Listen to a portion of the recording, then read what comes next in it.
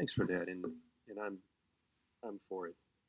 I think where I'm headed is when we choose the size of this bond package, we're committing ourselves to a certain percentage of our revenue going towards debt service for an extended period of time. How do we choose that percentage? How do we know that's healthy? And are we assuming continued growth? What happens when we don't have that continued growth, if it could happen, that sort of thing? There's a lot in that question.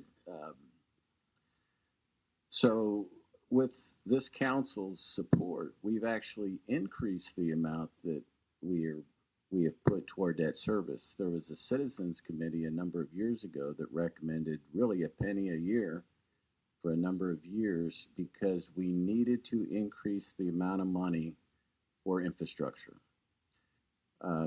We've also, with the council's support and approval, we know that we don't want to debt finance all our infrastructure spending. There is some of our infrastructure we should be paying for in cash. And so we've increased the amount of the tax rate that is going to cash funded capital projects.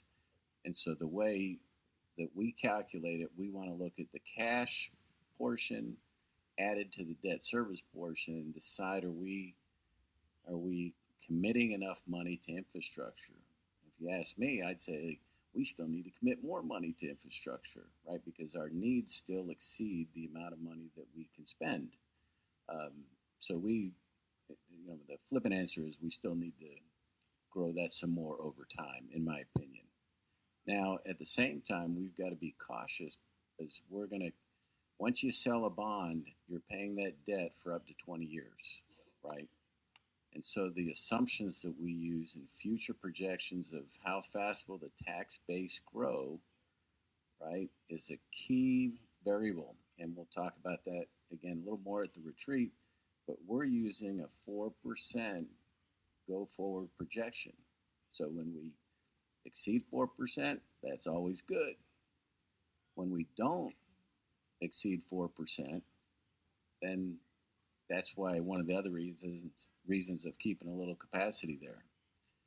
I'm not even going to bring up the governor's proposal that would truly cap the property tax revenue at 2.5. Then we're redoing our debt models, right, as one of the impacts of anything like that, if anything like that were to occur.